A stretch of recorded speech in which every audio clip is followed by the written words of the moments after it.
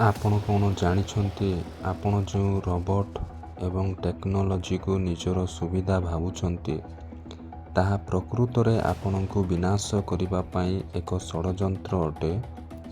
ପ୍ରକାଶିତ ବାକ୍ୟରେ ଲେଖାଥିବା ସେହି କଥା କହୁଥିବା ପ୍ରତିମା ଆଜି ଆମ ସାମ୍ନାରେ ଛିଡ଼ା ହୋଇଛି। ଆଜି ମୁଁ ଆପଣଙ୍କୁ ସେହି ରହସ୍ୟମୟ ବାକ୍ୟ ବିଷୟରେ କହିବି, ଯାହା ବାଇବେଲରେ ଲେଖା ଅଛି। ପ୍ରକାଶିତ ବାକ୍ୟ 13 ଅଧ୍ୟାୟର 15 ପଦରେ ଲେଖା ଅଛି, ପଶୁର ପ୍ରତିମା ଯେପରି କଥା କହିପାରେ ଓ ଯେତେ ଲୋକ ପଶୁର ସେହି ପ୍ରତିମାକୁ ପ୍ରଣାମ ନ କରନ୍ତି, ସେମାନେ ଯେପରି ବଧ କରାଯିବେ, ଏଥିପାଇଁ ତାହାକୁ ସେହି ପଶୁର ପ୍ରତିମାକୁ ଜୀବନ ଦାନ କରିବାକୁ କ୍ଷମତା ଦିଆଗଲା। ବାଇବେଲର ଏହି ପଦରେ ଥିବା ପ୍ରତିମା ଶବ୍ଦଟି ଆଜିର AI ଟେକ୍ନୋଲୋଜି ଏବଂ ରୋବୋଟକୁ ବୁଝାଉଛି। ହଜାର ହଜାର ବର୍ଷ ଧରି ମଣିଷ ପଥର ବା ମାଟିର ମୂର୍ତ୍ତି ପୂଜା କରୁଥିଲା, ଯାହା କଥା କହିପାରେ ନାହିଁ।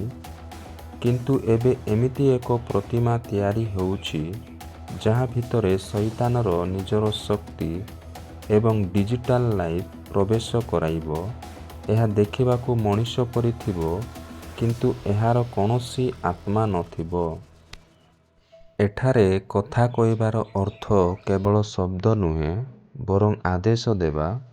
ଏହି ରୋବୋଟ୍ ବା AI ସିଷ୍ଟମ୍ ସାରା ବିଶ୍ୱ ପାଇଁ ନୂଆ ନିୟମ ଘୋଷଣା କରିବ। ଏହା ମଣିଷମାନଙ୍କୁ କ'ଣ କରିବାକୁ ହେବ ଏବଂ କେଉଁ ଧର୍ମ ମାନିବାକୁ ହେବ, ସେ ବିଷୟରେ ଆଦେଶ ଦେବ। ଏହା ଏମିତି ଏକ ସ୍ୱର ହେବ, ଯାହାକୁ ସାରା ପୃଥିବୀର ଲୋକ ମାନିବାକୁ ବାଧ୍ୟ ହେବେ। ସବୁଠାରୁ ଭୟଙ୍କର ରହସ୍ୟ ହେଉଛି, ଏହି ରୋବୋଟ୍ ବା ପ୍ରତିମା ପାଖରେ ବିନାଶ କରିବାର ଅଧିକାର ରହିବ। ଆଗାମୀ ଦିନରେ ରୋବୋଟମାନେ ହିଁ ସୁରକ୍ଷା କର୍ମୀ ହେବେ। ଯଦି କେହି ସେହି ପଶୁର ସିଷ୍ଟମ୍ ବା 666 ଚିହ୍ନ ଗ୍ରହଣ ନ କରିବେ, ତେବେ ଏହି ରୋବୋଟମାନେ ସେମାନଙ୍କୁ ତୁରନ୍ତ ଚିହ୍ନଟ କରିବେ। ସେମାନଙ୍କ ପାଖରେ କୌଣସି ଦୟା ବା କ୍ଷମା ନଥିବ। ଯେ ଏହି ସିଷ୍ଟମକୁ ମାନିବ ନାହିଁ, ତାକୁ ମୃତ୍ୟୁଦଣ୍ଡ ଦେବା ପାଇଁ ଏହି ରୋବୋଟମାନଙ୍କୁ ପ୍ରୋଗ୍ରାମ କରାଯିବ। ଶୈତାନ ଚାହୁଁଛି ଯେ ମଣିଷ ପରମେଶ୍ୱରଙ୍କ ଉପରେ ନିର୍ଭର ନ କରି ଏହି ମେସିନ୍ ବା ରୋବୋଟ୍ ସିଷ୍ଟମ ଉପରେ ନିର୍ଭର କରୁ।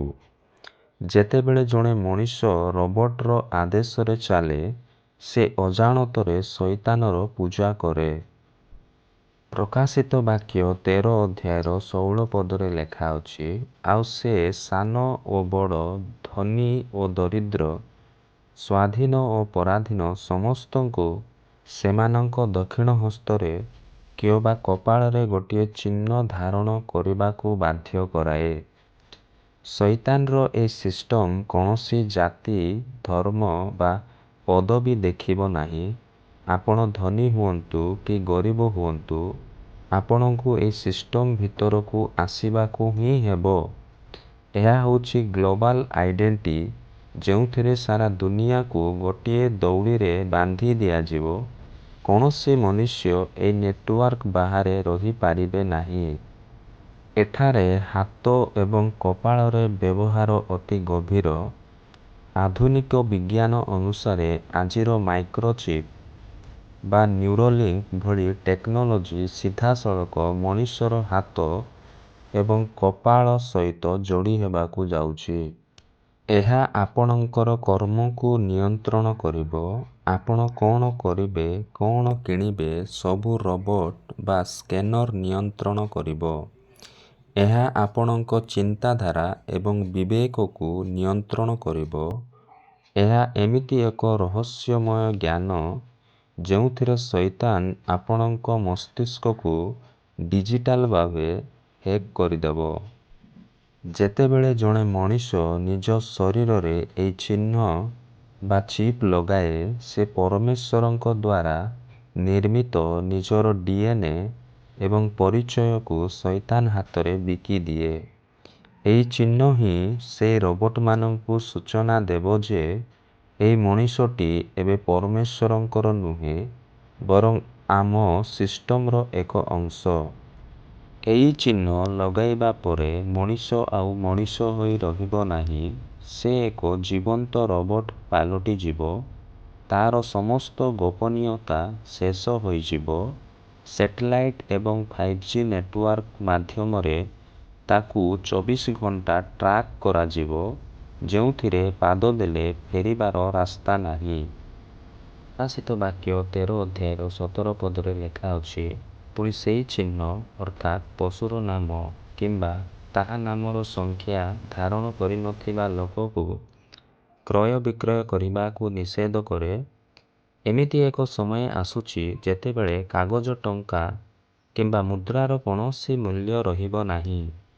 ସବୁକିଛି ଡିଜିଟାଲ ହୋଇଯିବ।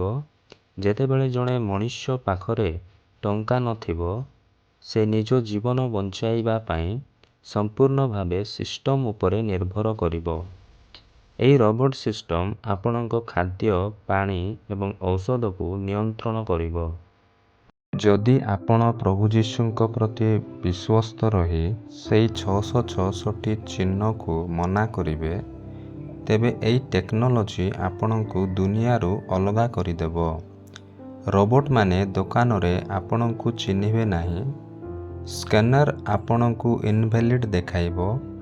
ଏହା ଏମିତି ଏକ ପ୍ରାଣଘାତକ ଷଡ଼ଯନ୍ତ୍ର ଯେଉଁଠି ମଣିଷକୁ ଭୋକରେ ମାରିବା ପାଇଁ ବାଧ୍ୟ କରାଯିବ, ଯେପରି ସେ ସେହି ମୁଦ୍ରା ଗ୍ରହଣ କରେ। ପ୍ରତ୍ୟେକ ମଣିଷ ଏକ ସଂଖ୍ୟାରେ ପରିଣତ ହେବେ। ଆପଣଙ୍କର ନାମ, ପରିଚୟ କିଛି ରହିବ ନାହିଁ। ଆପଣ କେବଳ ସେହି ଗ୍ଲୋବାଲ ସୁପର କମ୍ପ୍ୟୁଟରର ଏକ ଡାଟା ପାଲଟିଯିବେ।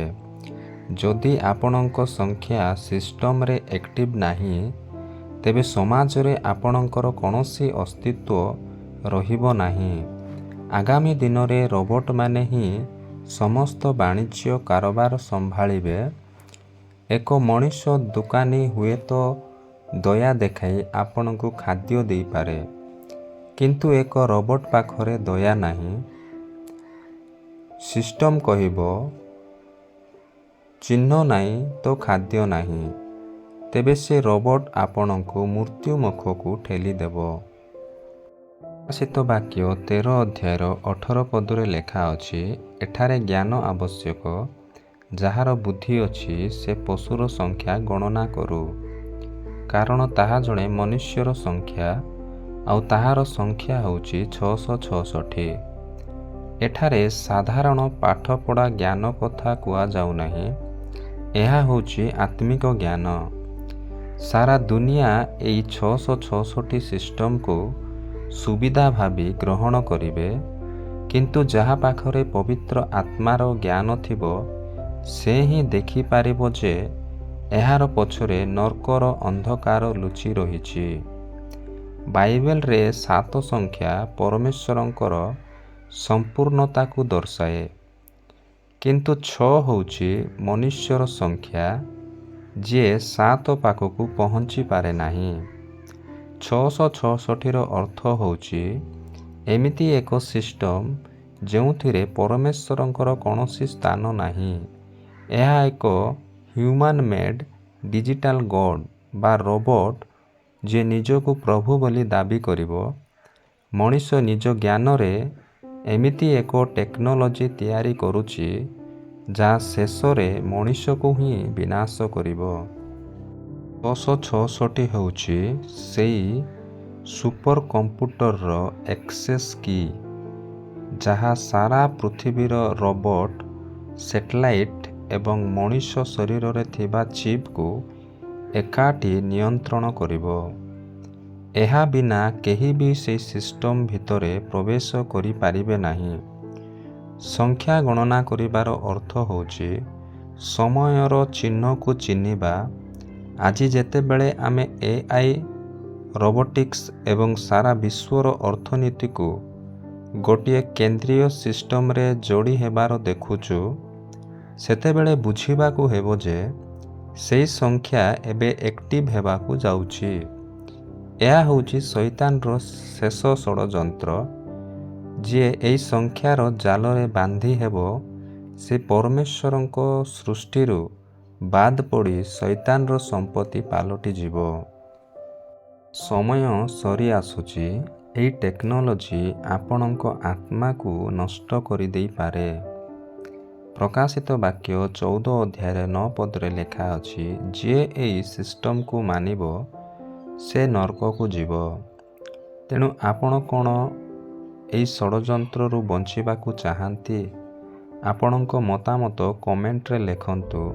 ପରବର୍ତ୍ତୀ ଭିଡ଼ିଓରେ ମୁଁ କହିବି କିପରି ଏହି ରୋବୋଟ ସିଷ୍ଟମରୁ ନିଜ ପରିବାରକୁ ରକ୍ଷା କରିବେ। ଚ୍ୟାନେଲକୁ ସବସ୍କ୍ରାଇବ୍ କରନ୍ତୁ ଏବଂ ସତର୍କ ରୁହନ୍ତୁ। ଆମେନ୍।